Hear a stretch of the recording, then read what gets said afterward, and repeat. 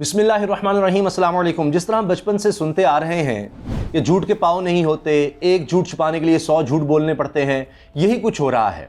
अदालत में Islamabad high court में chief justice Islamabad high court Athar Minallah साहब ने समाअत की। राना शमीम के जो बयान हल्फी का मामला है, जो तौहीन अदालत का मामला है, इस पर अब इसमें बहुत दिलचस्प चीज़ें सामने आई हैं।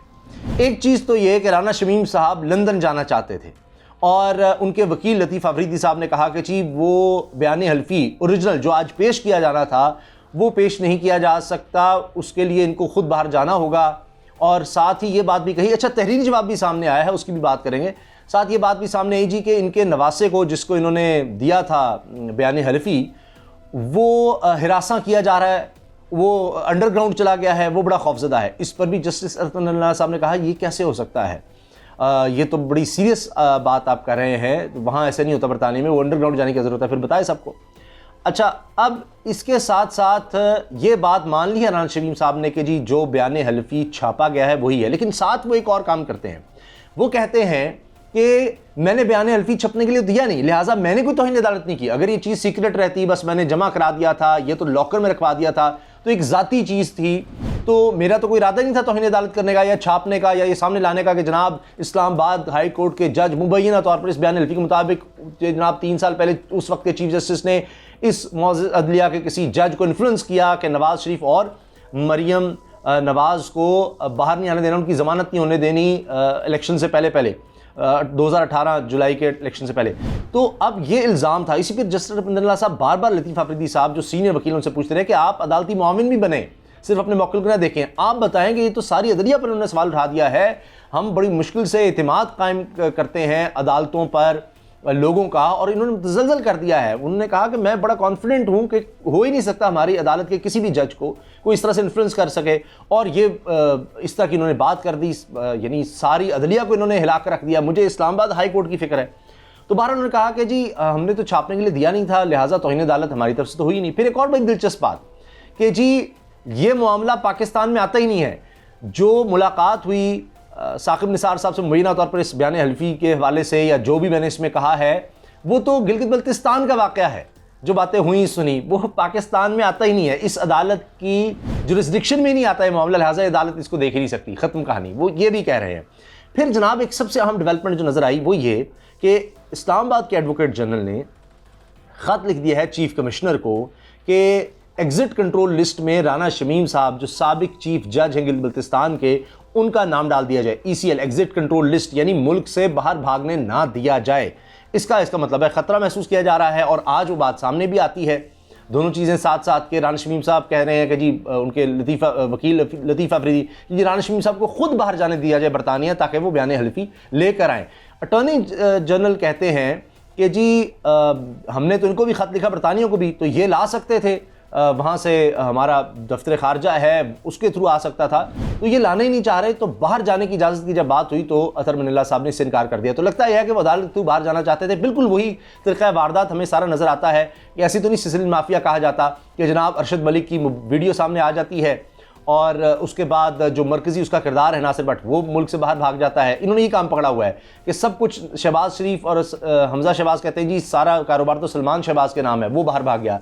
पहले ही इसहाक डार को बाहर भगा दिया गया कि वो फिर दोबारा ना इस तरह का कोई बयान दे दें पकड़े जाने के बाद कि किस तरह से मनी लॉन्ड्रिंग करते रहे। पहले उन्होंने दाबे पेपर मिल में सब कुछ बता दिया था और बयान हल्फी में बता दिया था। इस तरह से शहबाज शरीफ साहब के दामाद साहब वो भी बाहर भागे हुए हैं। यानी ये वारदात हुई कि जब इस तरह से पकड़े जाने लगो तो निकल जाओ बाहर, वही चीज़ नज़र आती है। तो इसलिए अब ये एक बड़ी अहम डेवलपमेंट है कि राना शमीम साहब को मुल्क से बाहर जाने से रोकने के लिए कार्रवाई का बाकायदा आगाज़ हो गया है। अब जब तहरीरी जवाब सामने आ गया और जो अदालत ने पिछले वक्त था कि बयान हल्फी ओरिजिनल सामने लाया जाए, और इस पर आज अतर मिनल्ला साहब ने एक और बड़ा अहम पॉइंट उठाया कि ये बयान हल्फी किसी मकसद के लिए दिया गया होगा, लॉकर में रखने के लिए तो नहीं होगा। कोई आपने देना होगा, कोई तो वजह होगी, वो वजह समझाई जाए। वो कोई वजह माकूल सामने नहीं आ रही कि किस लिए था। अब जाहिर है कि ये बज़ाहिर तो नहीं नज़र आ रहा कि नवाज़ शरीफ साहब के वहाँ पर केस मजबूत करने के लिए जो उनकी अपील पड़ी हुई है उनका वीज़ा एक्सटेंशन की, जो ख़त्म हो गया, तो उस हवाले से था। और इधर एक तीर से कई शिकार करने की कोशिश की कि जनाब यहाँ छपा दिया जाए, उसमें जाहिर है कि अदालतों पर सवाल उठ गए इस सारे किस्से की वजह से। अब वो बार बार कहते हैं जी वहाँ पर जनाब नवासे को हिरासा किया जा रहा है, इसको मैं देख रहा हूँ, तो ये बड़ा सीरियस चार्ज है। इस पर अटॉर्नी जनरल कह रहे थे ये तो बड़ा सीरियस बात है, इसको देखना चाहिए। और अब पीर तक की मोहलत मिल गई है, आखिरी मोहलत, क्योंकि अब ये chief justice Islamabad high court Athar Minallah साहब ने कह दिया जी, पीर को अगर जो असल बयान हलफी है वो सामने ना आया, लेकर आप ना आए, तो फिर तौहीन अदालत की कार्रवाई में आगे बढ़ते हुए फ़र्द जुर्म आयद कर दी जाएगी। ये बहुत आम चीज़ है, फ़र्द जुर्म फिर आयद हो जाएगी। ये मान लेना काफ़ी नहीं है अब इस केस में कि जनाब जो छपा है वो दुरुस्त है। अब इस पर जंग जो ग्रुप तो खुश हो रहा है कि देखिए जी हमने सही छापा, मगर बात यह है कि आपने निकाला किस तरह, आपने तौहीन अदालत किस तरह की, क्योंकि वो राना शमीम इस तरह से खेल रहे हैं कि जनाब मेरा तो एक प्राइवेट चीज़ थी, ना किसी को पता, ना मैंने कोई अदालतों के खिलाफ कुछ करना चाहा था, मैंने तो नहीं छुपाना चाहता, ये तो छापा गया है। तो जिसने छापा तौहीन अदालत उसने की, तो तौहीन अदालत की कार्रवाई के हम खिलाफ नहीं है, सिर्फ यह कि हमने कोई तौहीन अदालत नहीं की, ना हमने सोचा इस बारे में, हमारा एक ज़ाती मामला हमने वो किया। लेकिन अब ये ज़ाती मामला नहीं रहा, अभी तक वो अदालत को सेटिस्फाई नहीं करे, ओरिजिनल बयान हल्फी नहीं ला रहे, मान रहे हैं कि जो छपा वही सब कुछ है।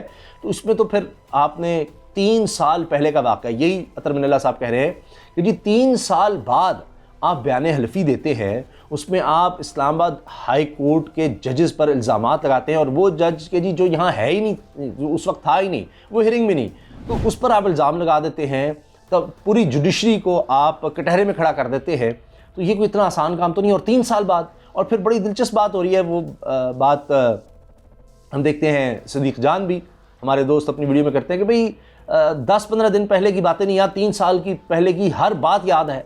और साथ ये भी कि लगता है कि राना शमीम साहब को भी उसी तरह घेरा गया है जिस तरह से मरहूम जज अरशद मलिक को घेरा गया था कि तुम्हें बाहर सेटल कर देंगे, जितनी दौलत कहोगे वो बाहर, तुम्हें अकाउंट्स भी सारा कुछ है, बस ये हमारे कहने पर जिस तरह हम कह रहे हैं उस तरह चलो।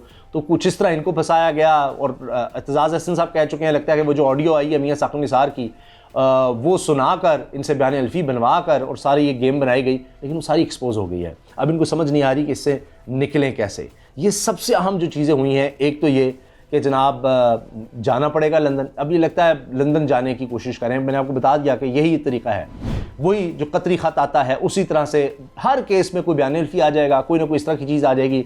फिर वही बात कि जनाब ये तो पाकिस्तान की जुरिस्डिक्शन में नहीं आता, गिलगित-बल्तिस्तान का मामला है, और यानी हमसे ना पूछे,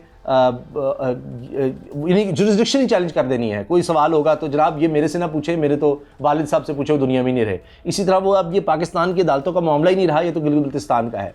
इस तरह की बातें, फिर बाहर जाने की कोशिश, फिर जनाब मैंने तो छापने कहा नहीं, तो एक दूसरे पर डाला जा रहा है। लेकिन इससे लगता है कि अब अल्टीमेटली ना तो जंग जियो ग्रुप इससे इस तरह बच सकेगा, ना ही राना शमीम साहब इस तरह से निकल सकेंगे। ये प्रोसीडिंग आगे चलेगी।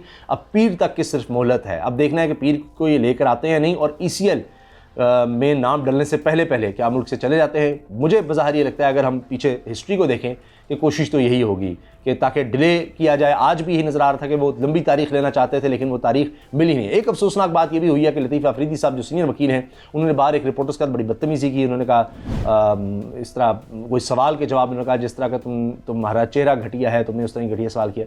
तो ये बड़ी बदमज़गी हुई। लगता है कि उन पर दबाव काफ़ी ज़्यादा है, जिसकी वजह से वो इस तरह से बात कर रहे हैं। तो पीर का दिन अब बहुत ज़्यादा अहमियत इख्तियार कर गया है, और अगर राना शमीम साहब मुल्क से बाहर नहीं जाते, उससे पहले पहले बरतानिया नहीं जाते, तो फिर तो उन पर लगता है कि फ़र्द जुर्म आयद हो जाएगी। इजाज़त दीजिए, अल्लाह हाफ़िज़।